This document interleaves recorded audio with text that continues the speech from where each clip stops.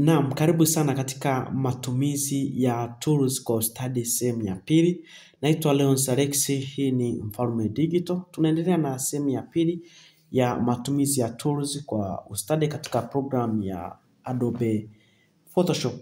Basi kama uliweza kutazama video iliyopita, naomba uniandikie kwamba niliweza kutazama sehemu ya kwanza, basi tuendelee sehemu ya pili.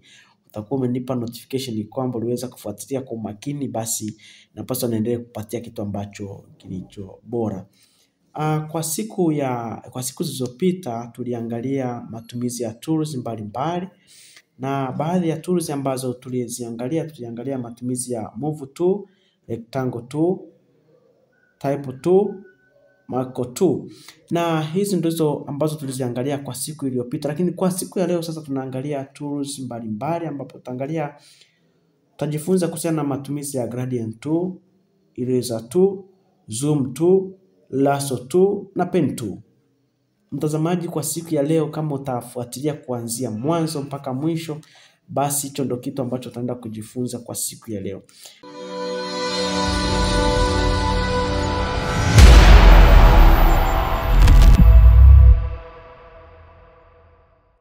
Naam, tuanzie hapa sasa kwenye gradient tool.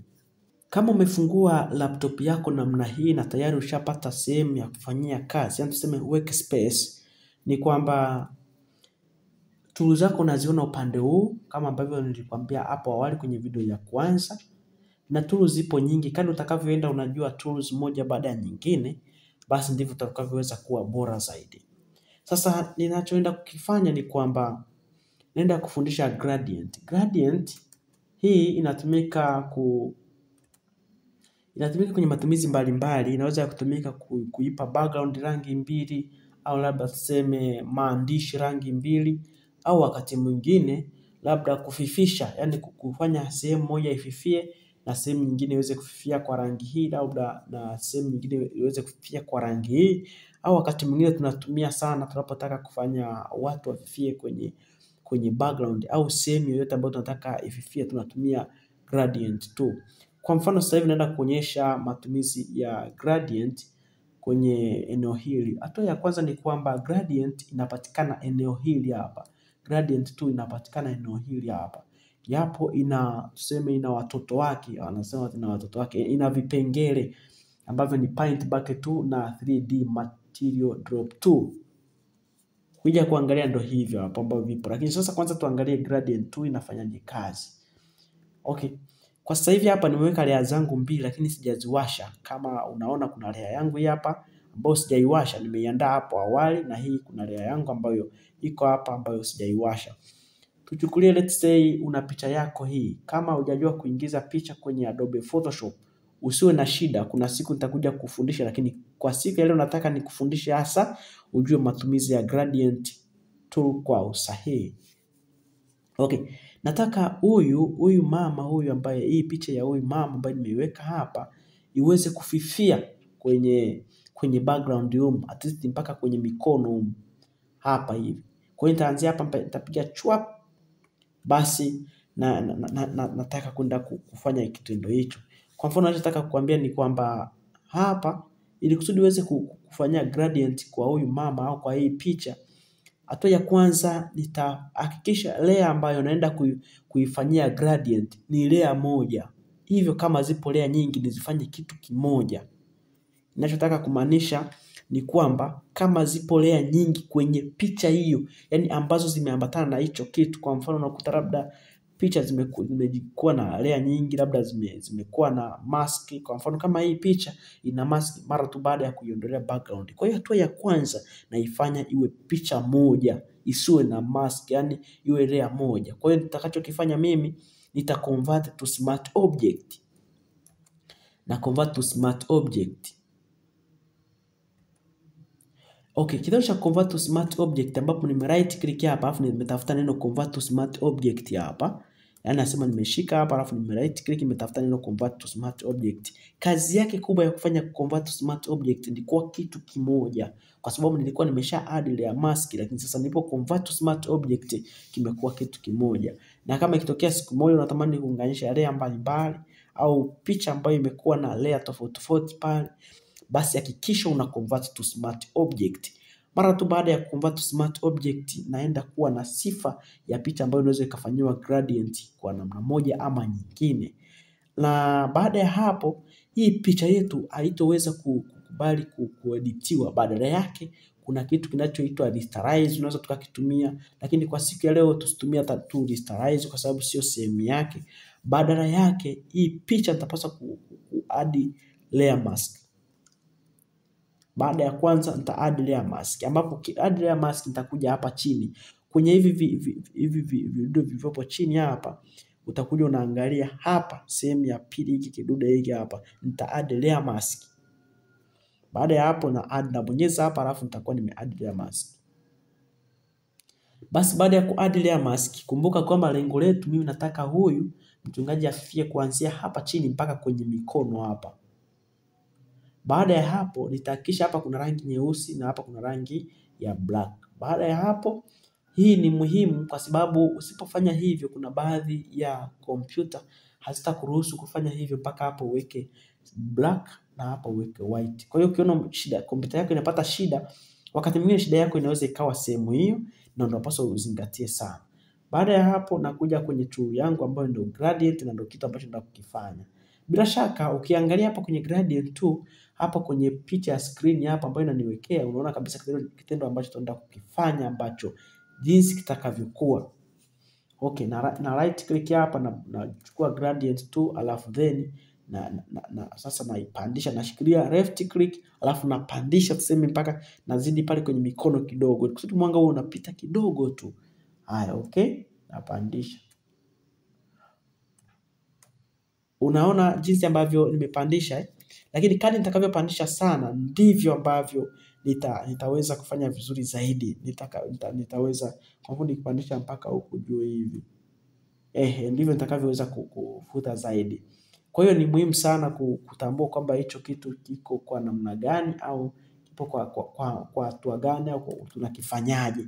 Usije ukashangaa kama gradient tu inafanyaje, wanafanyaje. Ndio vitu rahisi ambapo hatua ya kwanza kama nilivyokuambia, kama ni layer ni mbili ziunganishe ziwe kitu kimoja, ambapo utaconvert to smart object. Hiyo ni hatua ya kwanza, ambapo convert to smart object una right click, lakini pia unaipata hapa hivi, ambapo una right click unaipata neno convert to smart object.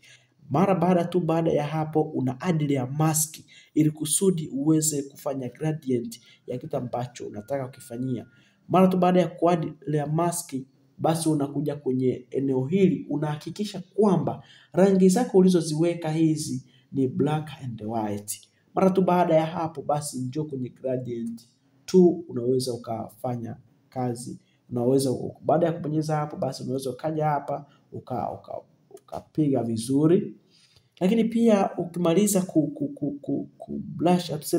blush, tuseme kupiga gradient, wakati mwingine gradient kama haijakaa vizuri, basi hakikisha una convert to smart object tena, alafu unatengeneza add layer mask tena, alafu then unaongeza gradient. Kwa mfano tuseme mimi gradient yangu haijaziba vizuri maeneo haya. Kwa mimi ninachokifanya, naweza nika-convert to smart object tena kiwe kitu kimoja. Mara tu baada ya hapo na add layer mask tena, alafu mara baada ya hapo nakagua rangi zangu huku eneo hili kama kuna black and white. Mara tu baada ya kukagua eneo hili kama kuna black and white, ambapo black naiweka juu, alafu white naiweka juu, naiweka chini. Mara tu baada ya hapo na kuja kwenye tool yangu ambayo inaitwa gradient tool, alafu naibonyeza. Mara tu baada ya kubonyeza nashikilia left click, alafu then napandisha juu. Basi unaona kabisa naenda yanafifia. Wakati mwingine utakuta baadhi ya picha utapaswa pia kuedit upande huu, labda kufanya hivi.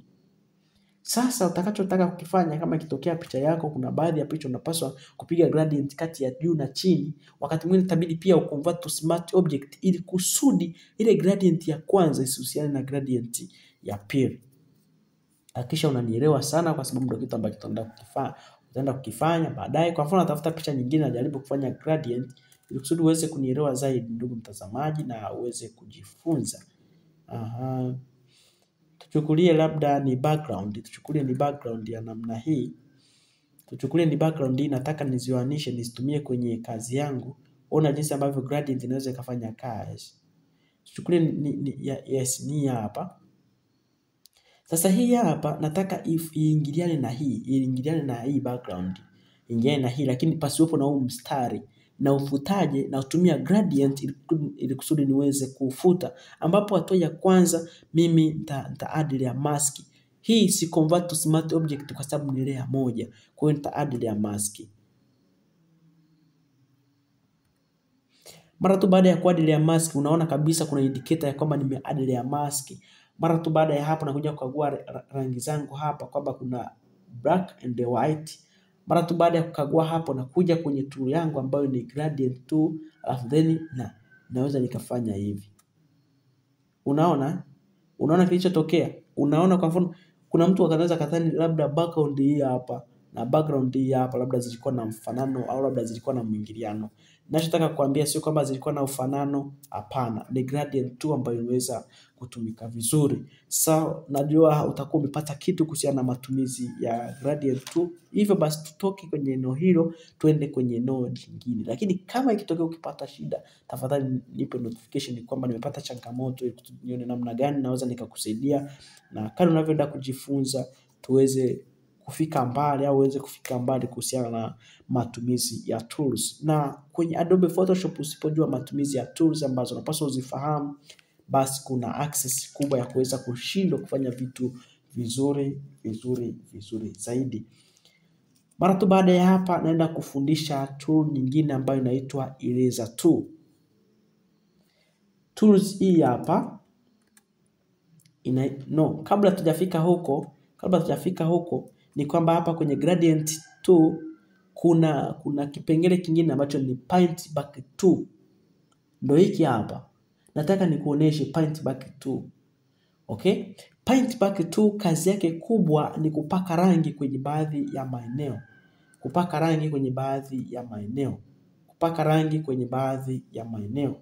Au labda wakati mwingine ni kubadilisha rangi kwenye baadhi ya maeneo. Kama ambavyo unaona ni kwamba hata pia kwenye hapa kwenye description imeandikwa paint bucket tool, ambapo kazi yake kubwa ni kupaint baadhi ya maeneo, na hivyo unapaswa ukifahamu zaidi kuhusiana na hicho kitu kwamba hii kazi yake kubwa hasa ni kupaint au kupaka rangi kwenye baadhi ya maeneo. Okay? Naenda kuonesha sasa ni kwa namna gani tutapaka baadhi ya maeneo. Kwa mfano wewe ambaye unataka kubadilisha icon ziweze kuwa na rangi ya mfanano, kama umekuwa ukitafuta jinsi ya kufanya kitu hicho, sasa kwa siku ya leo umejua, kwa sababu hii paint bucket tool ndio kitu ambacho tutaenda kuitumia, ndio tu ambayo tutaenda kuitumia. Tunafanya hivi. Hatua ya kwanza tuchore rectangle hapa kwenye maeneo yetu. Kama nilivyofundisha kwamba rectangle na matumizi yake na jinsi ya kuichora. Kama ulifuatilia somo la kwanza na tumai utakuwa unaelewa maana na jinsi ya kutumia rectangle. Okay? Na chora hapa hivi. Okay, mara tu baada ya kuchora rectangle yangu hii hapa, nataka nikuoneshe ni kwa namna gani ambavyo unaweza kutumia paint bucket tool. Okay. Sasa ukiwa umeshachora tayari, ngoja nitafutie layer zangu naziona hapa. Ukiwa umeshachora tayari, ukiwa umeshikilia hii hapa, unaweza ukapaka rangi ili eneo, ambapo naweza nikashika hapa nika-rasterize na right click alafu napata rasterize layer. Mara tu baada ya ku-rasterize ninakuwa nimeifanya layer yangu iweze kueditiwa. Kwa maneno mengine ni kwamba hiki hapa nisingeweza kuwa nimekiedit vizuri, au kuna wakati mwingine kisingeniruhusu niweze kuedit, lakini kwa sababu ya ku-rasterize kimekubali kueditiwa. Basi baada ya hapo mimi nitaingia paint bucket tool nione. Nikibonyeza hapa alafu nikachagua rangi labda tuseme ya blue, alafu nikaja hapa alafu nikagusa hapa hivi, tuone kinachoweza kutokea. Okay, kama hapa nimeweka rangi labda tuseme ya blue, nikigusa hapa unaona rangi ambayo imeingia automatically. Natumai najua unaweza ukawa hujanielewa, lakini kazi yake kubwa hii ni kupaka rangi katika eneo ambalo lipo selected. Kwa mfano nitatumia tool hii ambayo ni rectangle marker tool, ambapo nitachukua hapa nitachora hapa hivi, alafu nikishachora hivi basi nitachukua eneo hili ambayo hii ni tool yangu ambayo paint bucket tool, alafu then hapa nitachukua rangi yoyote ambayo ni hii. Baada ya kuchukua rangi hii, basi nitakuja kupaint hapa. Nitakuja kupaint hapa ambapo nimeselect. Sijui kama utakuwa umenielewa, lakini ngoja nirudie, natumai unaweza kuwa hujanielewa. Kwenye tool hii, sijui kama nitakuwa nimeshakufundisha ambayo inaitwa rectangle marker tool, tayari niwahi kufundisha. Hii inafanya selection. Sasa hapa nitafanya selection kwenye eneo hili. Kama ulifuatilia kwenye somo la kwanza, natumai unaelewa kuhusiana na matumizi ya rectangle marker tool, ambapo hapa nitabonyeza hapa alafu then nitakuja kufanya selection. Nikiwa hasa nimeselect kwenye layer yangu hii. Tafadhali hakikisha wewe umeselect layer kama unafanya kazi na hiyo layer, yani kama unaishughulika nayo. Siwezi ukawa unashughulika na layer hii alafu umeshika layer hii. Hapana, kisha umeshika layer yako ambayo unashughulika nayo. Mara tu baada ya hapo, njoo hapa kwenye tool hii hapa, ni tool ya pili, rectangle marker tool, alafu then nachora hapa. Ninapochora hapa eneo hili nimeselect, kwa maneno mengine nimelichagua kwamba nilifanye ninachokitaka. Basi hili eneo unaweza nikaamua kulibadilisha rangi kwa kutumia paint bucket tool, ambapo nitakuja hapa paint bucket tool, alafu then nitaweka paint bucket tool, lakini hapa nitaweka hapa tu nione rangi ambazo ziko hapa. Rangi itakayokuwa hapa nikibonyeza hapa ndio rangi ambayo itakuja kutokea. Kwa mfano tuseme labda nichukue rangi gani, labda nichukue kijani niweke hapa. Kwa hiyo nikibonyeza hapa rangi yangu itaweza kutokea, lakini haitotokea upande huu kwa sababu mimi sijauselect au tuseme mimi sijauchagua. Natumai utakuwa umenielewa. Naomba nikuongezee mfano mwingine wa paint bucket tool ili kusudi uweze kunielewa zaidi. Kwa mfano nafuta hapa, natafuta icon yoyote ambayo unakuwa ukitumia kwenye mitandao yako ya kijamii. Kwa mfano tuchukulie natafuta icon ya hata location, ndio hivyo. Hata location ambayo ipo hapa. Ngoja nitafute kwenye social media. Wakati mwingine wewe unataka kubadilisha rangi za social media yako au tuseme icon. Tuseme tuchukulie Facebook hapa, naichukua hii hapa Facebook alafu naingiza ndani hapa. Nataka hii Facebook labda iwe na mfanano fulani wa kazi yangu. Kwa mfano nitachukua Facebook hii. Nitapunguza hapa vizuri. Nitachukua Facebook hii.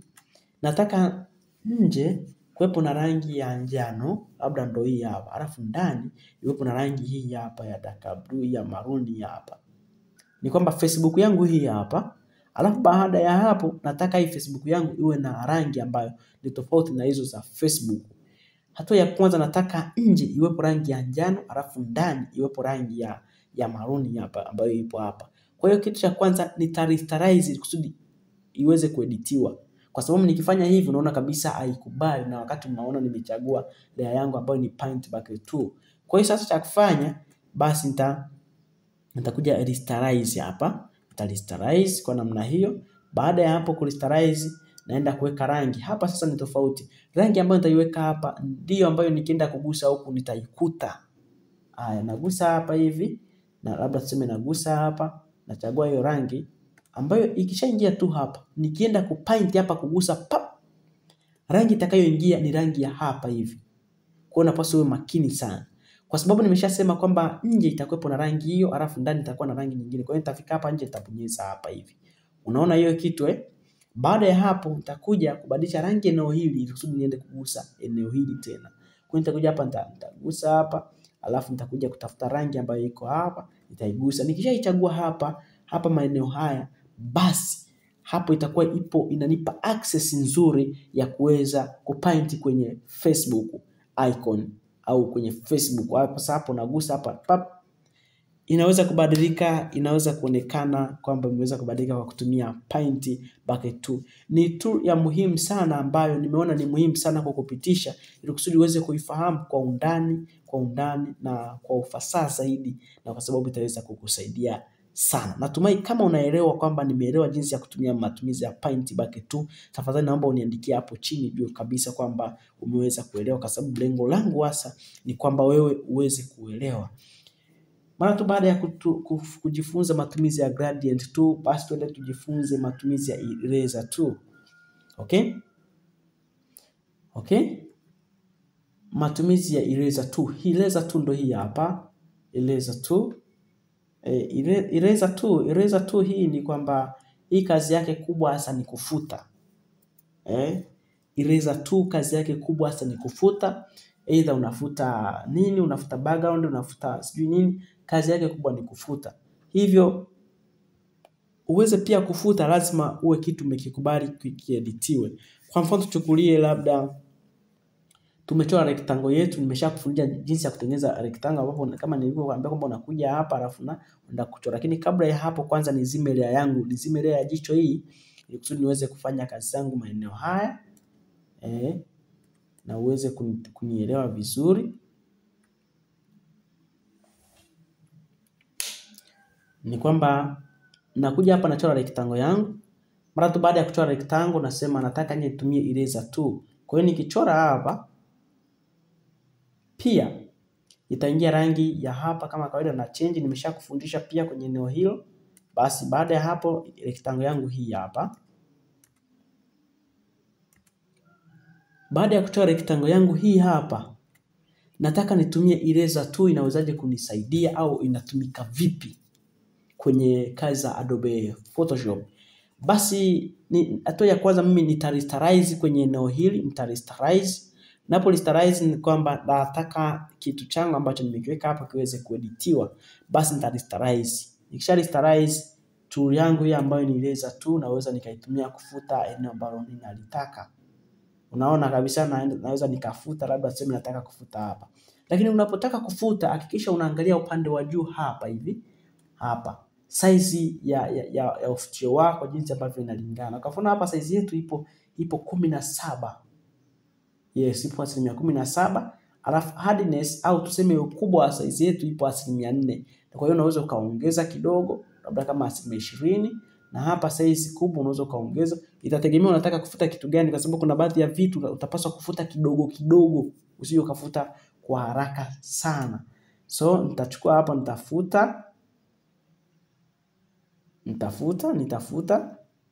nitafuta kulingana na ukubwa wa brush yangu. Kwa mfano brush yangu sasa hivi ina size ya 121 ambapo nabonyeza hapa na iona hapa. Lakini hardness ambayo tuseme uzito wa hiyo brush 2 hii ambayo ni eraser 2 ipo kwa 23%.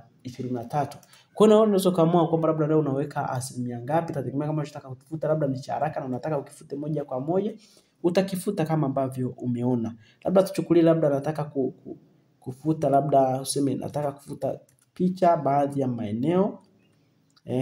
Tuchukulie baadhi ya maeneo, labda tuchukulie hii picha. Yes, tuchukulie hii picha labda tumeweka kwenye picha yetu hii hapa. Tuchukulie hii picha ni kama nataka kuifuta tu baadhi ya maeneo. Naweza nikaifuta kwa kutumia eraser tool ambapo baada ya kuiweka hapa nitaresterize kama ambavyo nimekuambia kwamba ikusudi iweze kubali kueditiwa. Mara tu baada ya kuresterize basi nashika eraser tool. Baada ya kushika eraser tool basi nafuta. Naweza kufuta kwa njia hii. Unaona?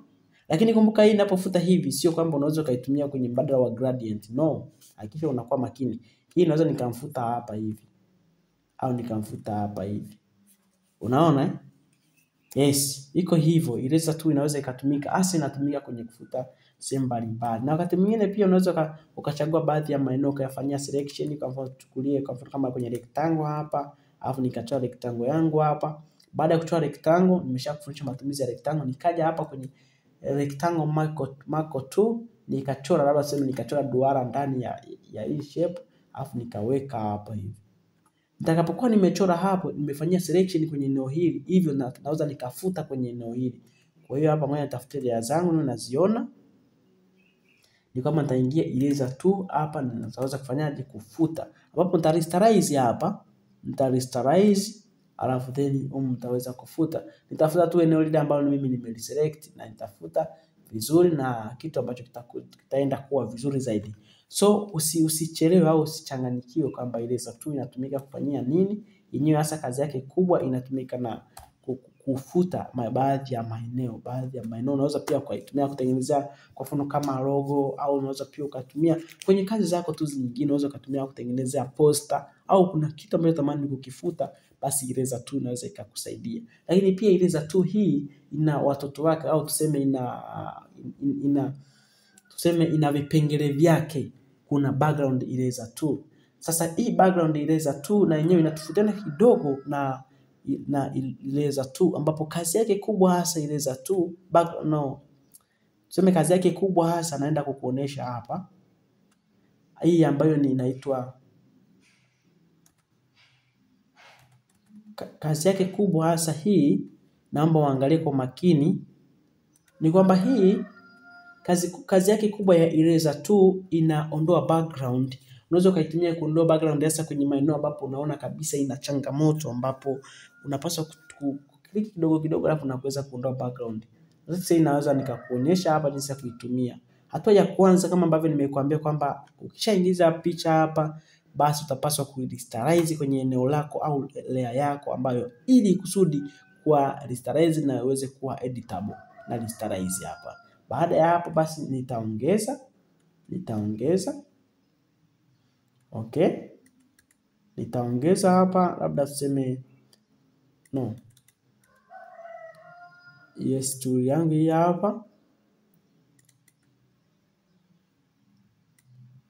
Okay, baada ya kuwa restarize, basi mimi naingia hapa kwenye background eraser tool, ambapo nikibonyeza hapa itakuwa inaniondolea background. Lakini katika kuondoa background kwa njia hii lazima uwe makini. Wakati mwingine unaweza pia ukazingatia katika ukubwa wa brush yako, size hapo unaweza kupunguza tukaweka kidogo kidogo, au lakini pia huku hardness, at least hardness usikubali iwe kubwa, kwa sababu hardness kazi yake yani inakuwa nzito, hivyo unaweza kaondoa background ambayo pia wewe hujatarajia.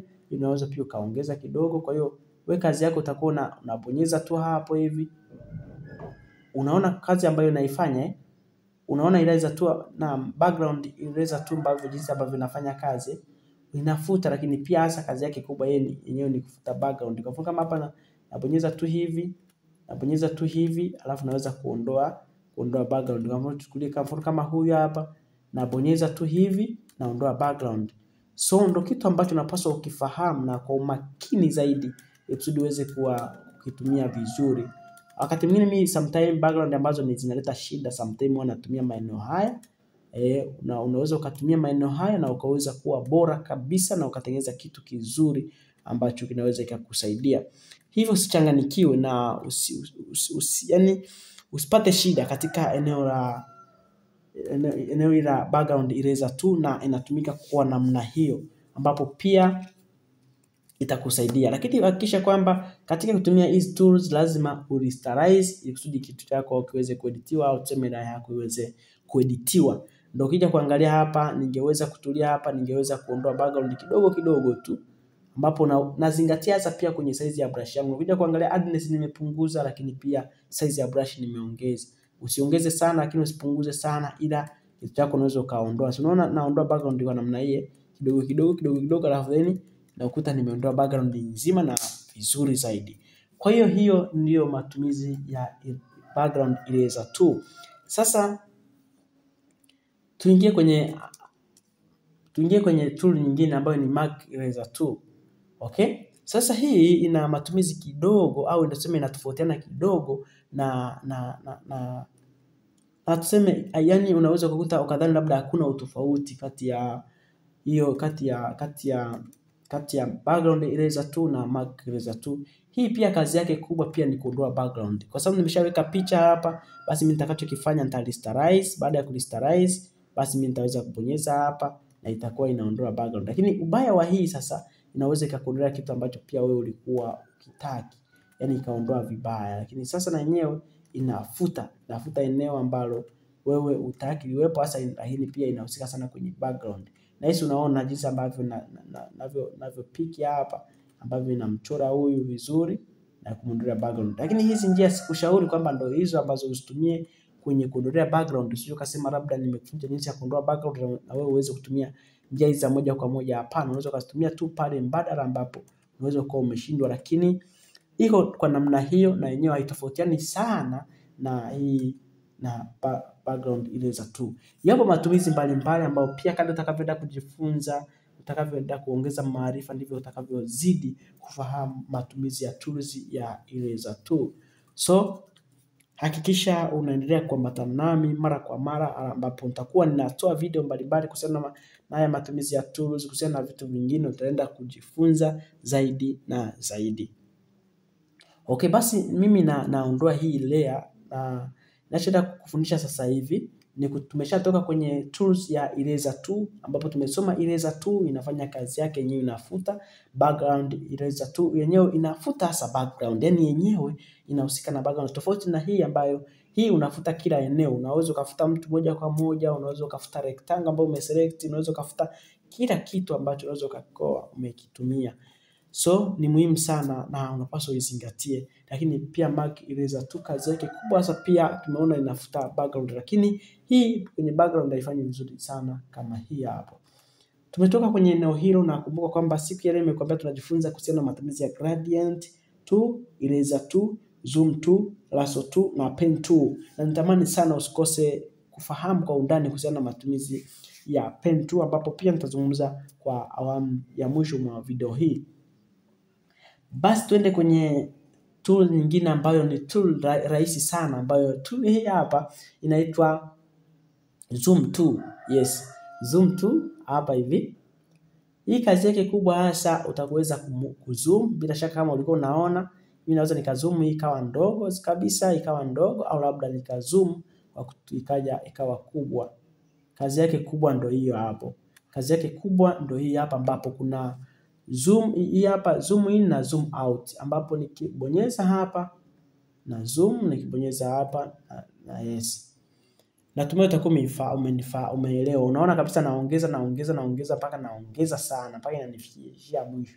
Alafu hapa napunguza, inapunguza vizuri sana. Wakati mwingine kuna baadhi ya kazi ambazo utapaswa kuzifanya na unapaswa kuzoom ili kusudi uweze kuona kwa undani.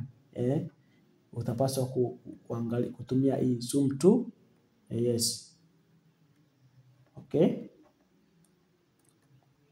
Bahati mbaya au nzuri, hii zoom tool haina option nyingi kama tool ambazo tumekuwa tukiziona kwa sehemu nyingine. Sasa hapa naenda kufundisha kuhusiana na matumizi ya lasso tool. Naomba uwe makini, uwe nami kuanzia mwanzo mpaka ambapo inaelekea kuhitimisha somo langu. Ni kwamba tunaenda kujifunza matumizi ya lasso tool. Lasso tool ndio hii hapa. Lasso tool pia na yenyewe ina vipengele mbalimbali ambavyo ni polygonal lasso tool, ambapo lasso tool, polygonal lasso tool, magnetic lasso tool. Okay, leo hii unaenda kufahamu hivi vipengele kwa sababu lazima utavitumia kwenye kazi zako za kila siku. Basi tuanze na hii lasso tool ya kwanza. Okay? Hii kazi yake kubwa hasa tuchukulie labda kitu ambacho tunataka kuifanya. Tuchukulie ni huyo hapa, tuchukulie picha yetu hii hapa. Hii inafanya selection, lakini selection kwa kuchora, na walikuwa wanaitumia sana watu ambao wamekuwa wakitumia Adobe Photoshop za miaka ya mbali. Waliojifunza Adobe Photoshop za miaka ya mbali, za miaka ya nyuma, tuseme miaka ya nyuma kama miaka ya 90 na ngapi huko, 96, 91 huko, wamekuwa wakitumia sana tools hii. Lakini sasa hivi pia inatumika, ila ukija kulinganisha matumizi ya sasa hivi na kipindi cha nyuma sio sana kwa sababu unakuta baadhi ya tekniki ambazo zimejitokeza za hivi karibuni zimekuta labda zinaibadilisha kidogo, lakini kwa namna moja ama nyingine ziko kwa namna hiyo. Kwa hiyo basi ni kwamba kazi yetu kubwa, au tuseme kazi yetu ya kubwa ya tools ya lasso tool ni kwamba yenyewe inatumika kufanya selection. Selection ni kwa kuchora mwenyewe. Tungekuwa tunasema ungekuwa unachora kwenye karatasi, basi tungesema unachora na paper. Basi nitatumia tool yangu hapa ambayo ni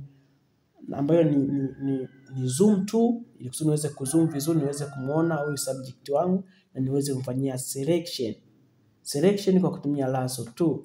Basi hii inatumika na kuchora, yani unachora hatua kwa hatua na iweze kukamilisha kitu. Kwa mfano tuchukulie hatua ya kwanza, mimi kumbuka pia ku-rasterize kama pale ambapo itakukatalia.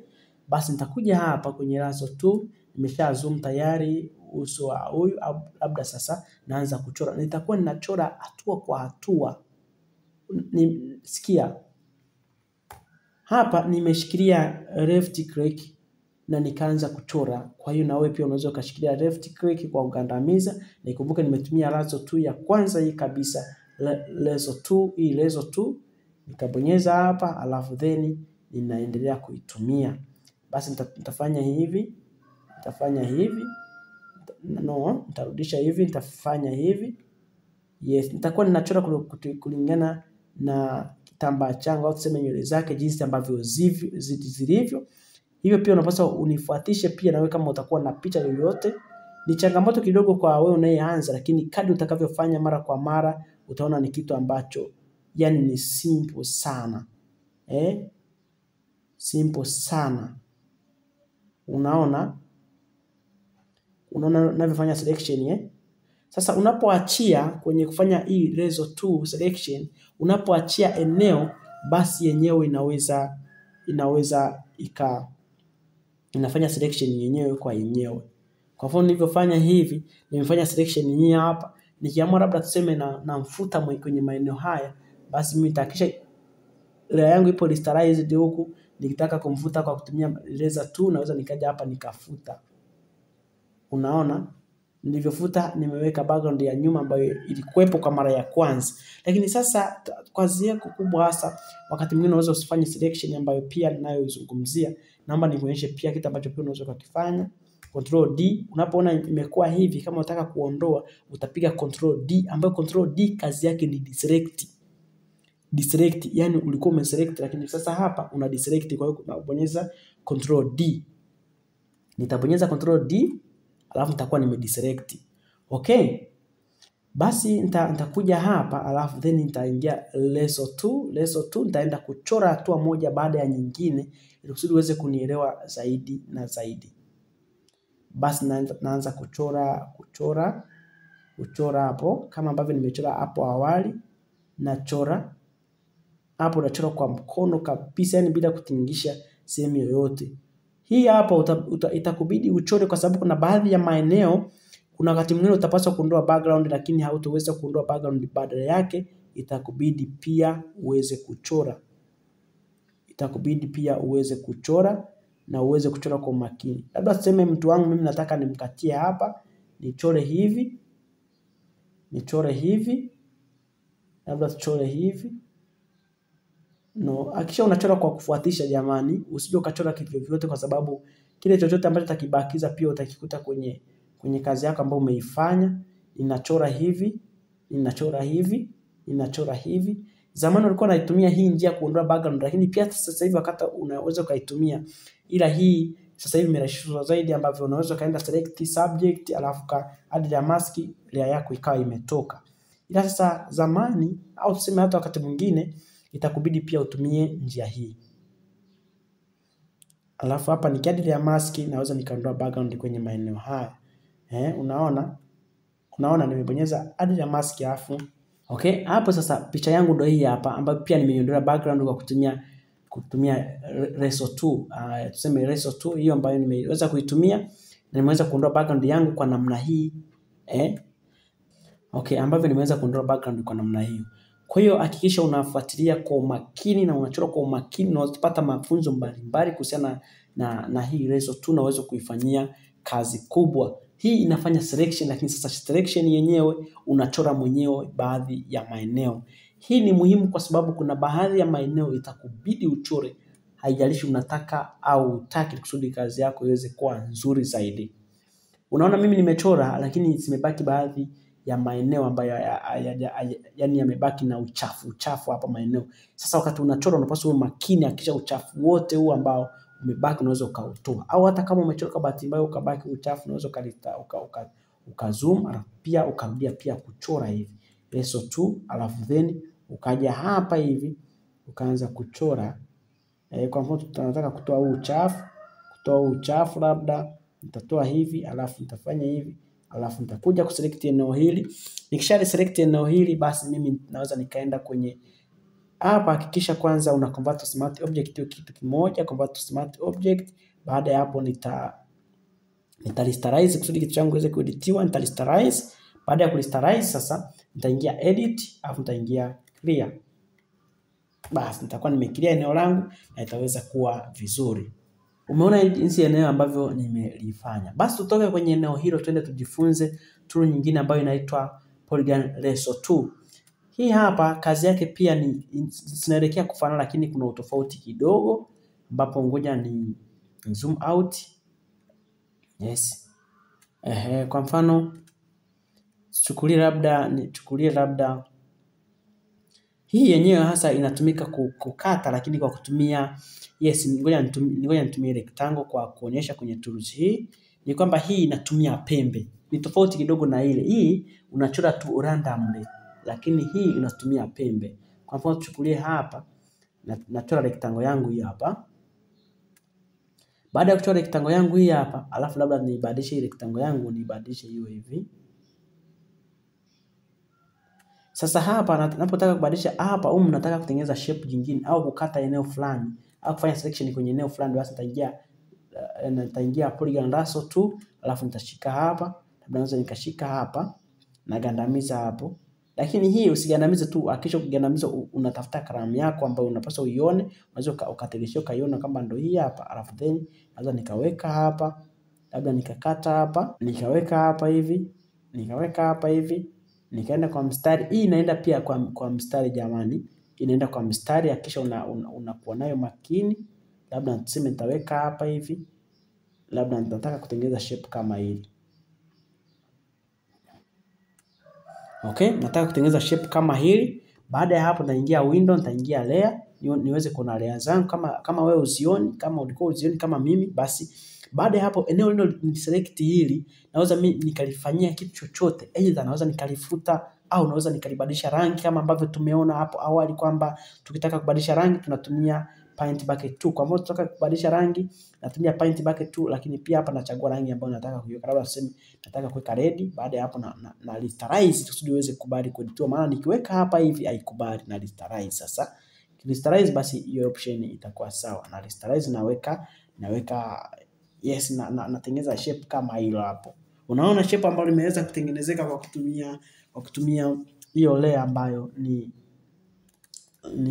Polygon Lasso Tool. Kazi yake kubwa hasa unatengeneza shape mbalimbali zenye pembe, au pia ukitaka kukata basi unakata kwenye eneo kwa njia ya pembe. Yaani hii inatumia pembe tuseme. Kwa mfano tuchukulie labda hapa hivi nataka pia nichore kitu kingine, labda naweza nikachora hapa hivi. Alafu nikachora hapa. Labda nikachora hapa hivi. Yes, labda hapa na penyewe labda nibadilishe rangi, naweza nikaweka pia rangi nyekundu ambayo imekuepo hapo awali, au nikaweka rangi nyekundu nikarasterize hapa. Baada ya kurasterize, basi hapa nakuja kuchagua rangi. Baada ya kuchagua rangi labda tuseme nyeusi. Baada ya hapo naweza nikaweka hapa hivi.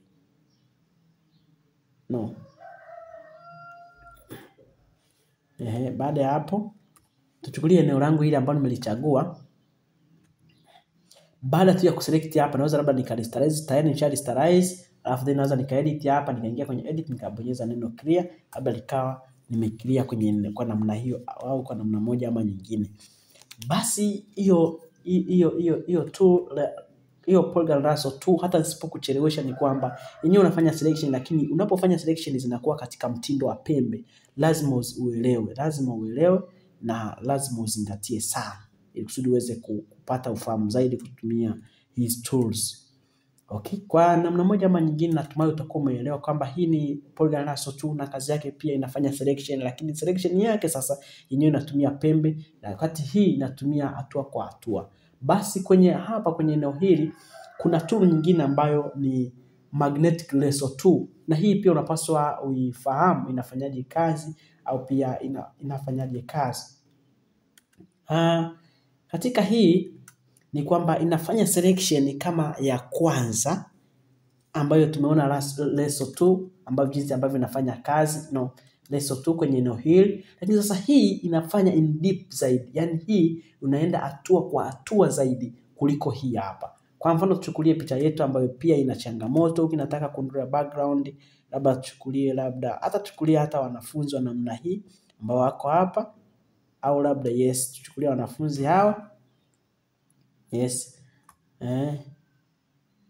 tuchukulie picha za watu kama hawa na unataka kufanya selection, na kwenye selection hii kazi yako kubwa unapaswa kuondoa background ya namna hii ya hili jengo. Unafanyaje? Hapa sasa unaweza ukaitumia hii kaweza kukusaidia. Ngoja sasa ni zoom ili tuweze kuona zaidi. Tuseme labda naanzia kwenye, labda nitaanzia hapa kwa kutumia Lasso tu. Hatua ya kwanza nitalisterize ili iweze kueditiwa kama ambavyo nimekuambia na nimekusisitiza. Baada ya hapo nitaingia magnet Lasso tu, naweza nikaanza kuchora kwenye eneo hili. Unaona jinsi ambavyo ninaenda? Yaani hii inaenda kwa pembe wala hautasiki sana. Hii unafanya selection, lakini hii inaendana na wewe pia na pembe ambavyo zipo, au tuseme na detail ambazo zipo kwenye eneo hilo. Yaani unaenda nayo tu wala hakuna shida yoyote, kama pale ambapo unaanza click na kuacha. Sasa hii unaenda moja kwa moja Lasso tu, yes. Moja kwa moja inafanya selection. Okay. Unafanya selection tu bila kuachia. Nimeshikilia shift, nimeshikilia left click lakini pia sijaachia. Tuchukulie labda unataka kufanya selection kwenye eneo hili. Yes, kwenye eneo hili hapa ambapo pia mimi nimelifanyia. Okay? Au sema unataka kuondoa background kwenye eneo hili hapa. Sasa cha kufanya unaweza clear. Clear na rasterize tayari, afu then naenda edit na tafuta neno clear. Nita-clear eneo ambalo nimefanyia selection. Kama ambavyo unaona nimeweza ku-clear vizuri. Hapo kwa namna moja ama nyingine, hii inakuwa ni tools ambayo inaweza kukusaidia kwa haraka zaidi, na jinsi ambavyo unaona hawa wote ukiwa tena mbali inaweza ikaonekana zaidi nimeclear kwenye eneo hili, wanaonyesha kabisa wana nini, na niweza kuondoa background kwa namna hiyo. Kwa hii kazi yake kubwa inafanya selection sawa, lakini hii inaenda vizuri zaidi, tuseme inaenda deep zaidi. Siwezi kusema ni nzuri zaidi kwa sababu inategemea na kazi ambayo unaifanya.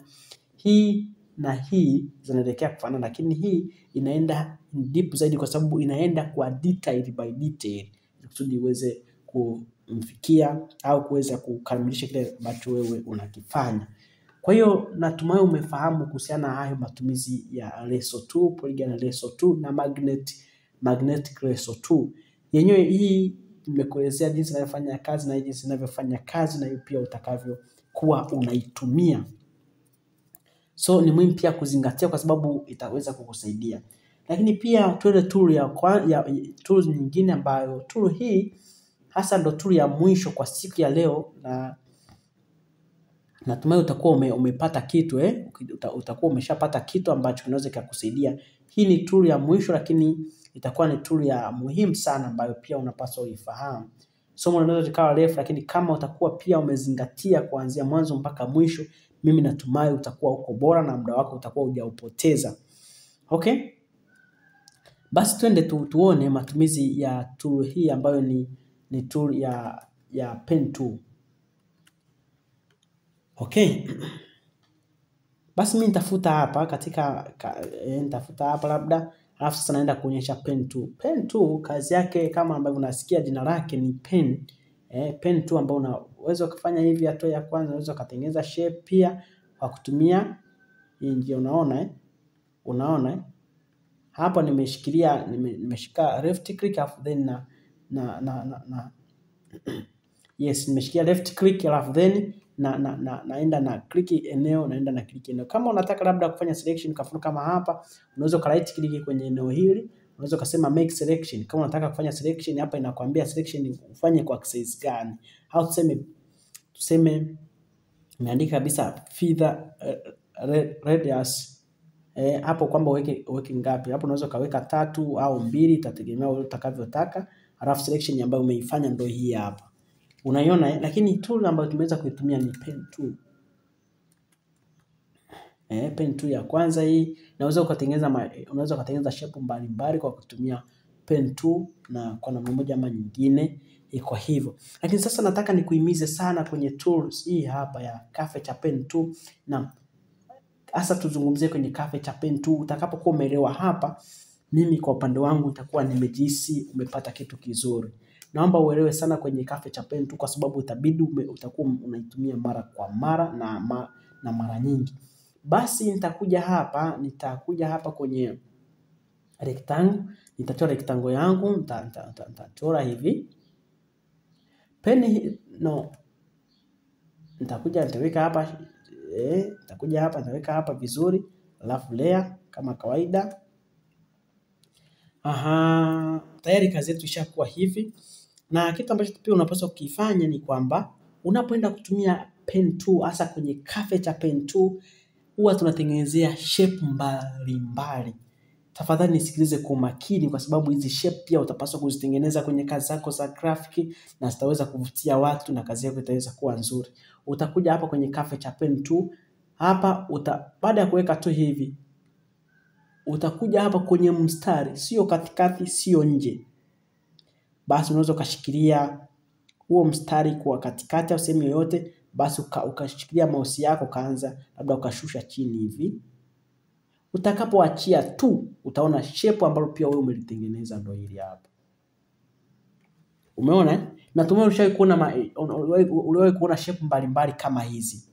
Uliwahi kuona shape mbalimbali kama hizi kwenye kazi zako za graphic au kwa watu mbalimbali, kwamba unakuta wametengeneza kazi zao za nanili zinafanana hivi, zina shape kama hizi. Hizi shape zinatengenezwa hapa kwenye tools moja inaitwa curvature pen tool. Naomba nirudie kwa sababu itakuwa ni lazima wewe uje ufanye hii kazi, na hivyo ndo napaswa uzingatie na uweze kuelewa zaidi. Nimechora rectangle yangu hapa. Ndo hii hapa. Lakini sasa baada ya kuchora rectangle yangu ni kwamba nakuja curvature pen tool, nakuja hapa na right click na pata curvature pen tool hapa hivi, siende sehemu nyingine.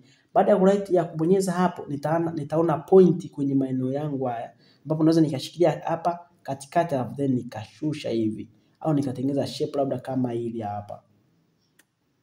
Hapo pia nitabonyeza yes.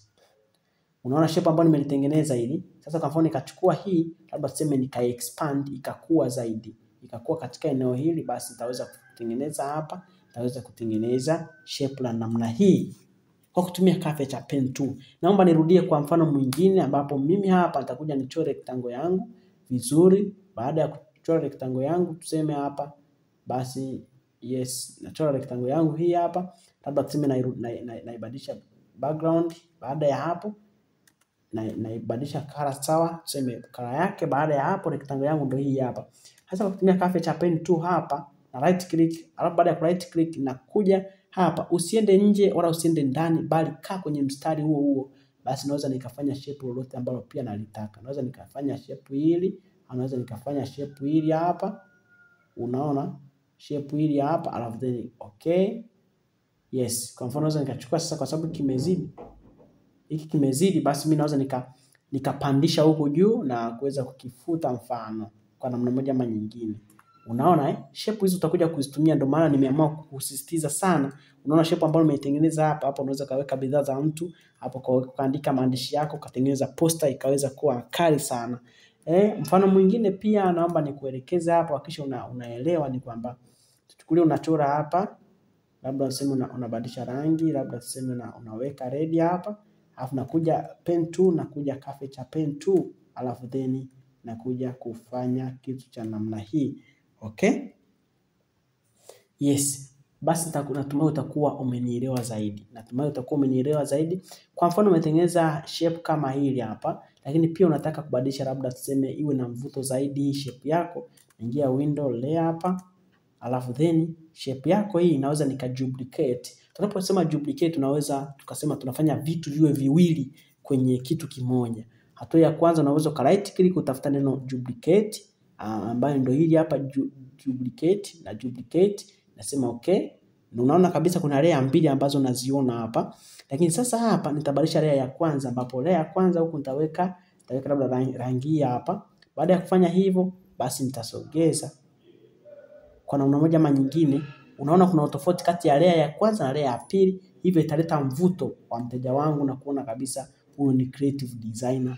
Na wakati mwingine umetumia tools ya kawaida tu hivyo, alafu kaweza kufanya kazi nzuri. Wakati mwingine pia umekuwa ukiaona hizi shape mbalimbali ambazo zimekuwa zikifanyika kwa namna moja ama nyingine. Okay, iko kwa namna hiyo na iko hivyo katika matumizi ya tools. Ukija kuangalia hapa rectangle ya kwanza hii, ambayo nimeduplicate na hii na nimeweza kutengeneza vitu kama hivi. Utakuwa ushakutana navyo katika maisha yako ya kila siku. So mtazamaji, kufikia hapa natumai kuna vitu umeweza kuviingiza, na hapa kwenye Pen Tool nimeamua kufundisha hii Pen Tool na Curvature Pen Tool ambazo pia utakuja kuzitumia kwenye kazi zako za graphic design. Ikumbukwe kuwa kadri utakavyokuwa na uwezo mzuri wa kutumia tools kwenye Adobe Photoshop, basi hakutakuwepo na changamoto yoyote kwenye kazi zako za graphic na utaweza kufanya kazi yako vizuri zaidi. So ni muhimu sana kuwa na uwezo mzuri wa kutumia hizi tools kwa sababu ni muhimu mno, na utaweza kuwa vizuri, yani utaweza kufanya kazi yako nzuri na kwa makini zaidi na zaidi. Basi mimi kufikia hapa sina la ziada. Naitwa Leonce Alex. Tukutane wakati mwingine, na kumbuka kwamba sehemu sahihi ya kupata maarifa ya kidijitali na mambo mengine kama haya, sehemu ni hii hapa ambapo ni Mfalme Digital. Basi wewe kazi yako ni kusubscribe ili kusudi kuzidi kupata maarifa mengi mno. Niseme kwaheri kwa sasa.